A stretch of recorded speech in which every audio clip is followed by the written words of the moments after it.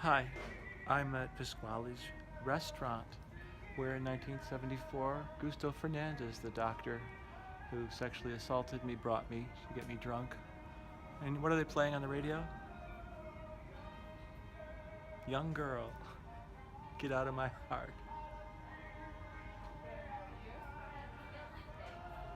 Oh, you're much too young, girl.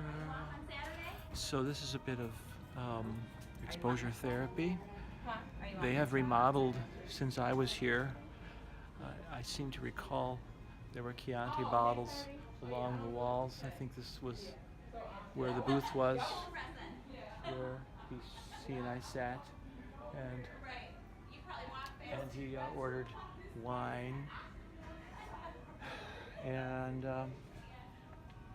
yeah, I just remember the Chianti bottles, the smell of very good pasta, and there are lots of photographs around from the time period, and it's a very nice place, and I think I've passed by over the years and have all kinds of feelings about it and avoiding it, and I think it's time to, of course that's part of the therapy of doing prolonged exposure therapy, is to go and revisit the places or the things or the objects that are triggers. So here I am in the sort of epicenter. This is the only place I can actually find about that event that's physically still here. I don't know where his apartment was, where he took me afterwards, but this was sort of the key place. I think the booth was larger, deeper. There weren't windows. This was the outside. I think at the time these were darkened windows, and there were Chianti bottles all up and through here. And like I say, this was a deeper, but this is about the location. We were just inside the door. He sat there, and I sat across from him, and he was very persuasive and very complimentary, very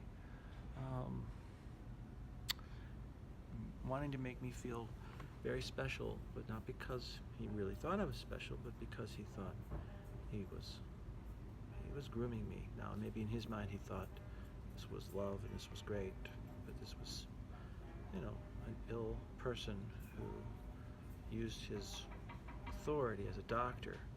He ordered wine. The waiter brought us wine, and the waiter said, "I'm sorry, babe, we can't serve wine to minors." I was 14, and he said, "Oh, no, I'm a doctor." I say, "He will drink some wine." He drinks some wine, and he just got some wine, and we sat here like adults.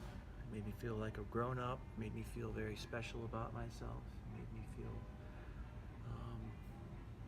like I was worthwhile, like I was something special. Triggered all those feelings I had about myself. I think God puts that seed in us.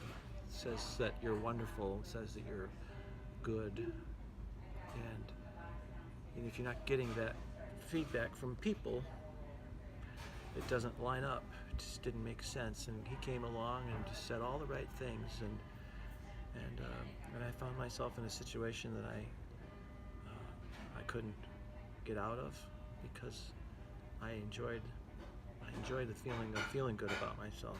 I think that's so important, that kids, children, teenagers are being told and constantly reminded that they're beautiful, precious children of God, and I didn't get that much growing up. So he came along and filled that void for me very well. He was swarthy, charming, good-looking man in his late 20s, early 30s, who was doctor of radiology at Children's Hospital, earned the trust of all the people, and I don't know if he went on to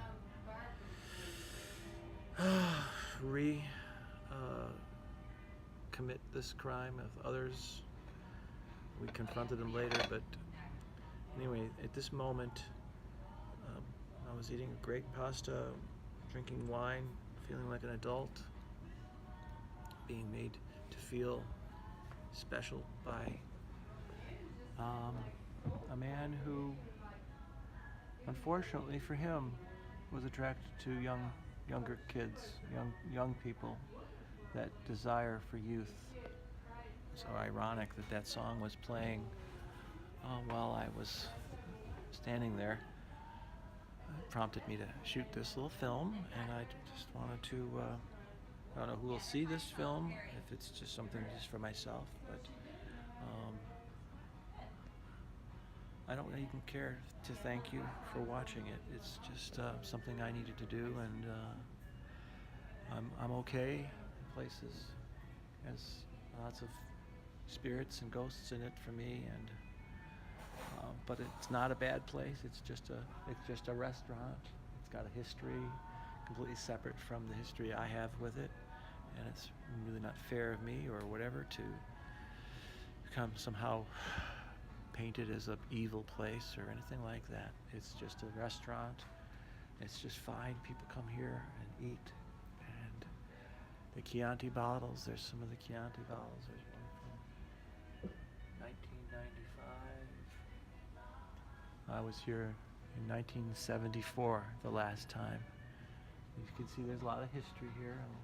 Empire State Building, Chianti, Chianti, Chianti.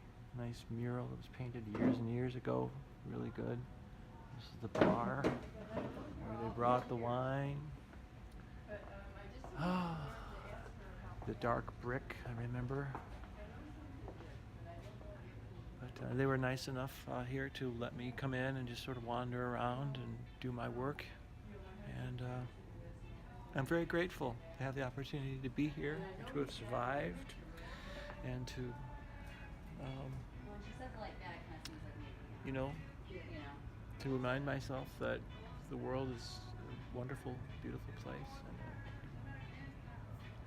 all the images and connotations that we give things and the history that we bring into them are empty and meaningless. And it's empty and meaningless that they're empty and meaningless, and that we get to choose what things, how things mean to us. So I'm Rob Maniscalco signing off.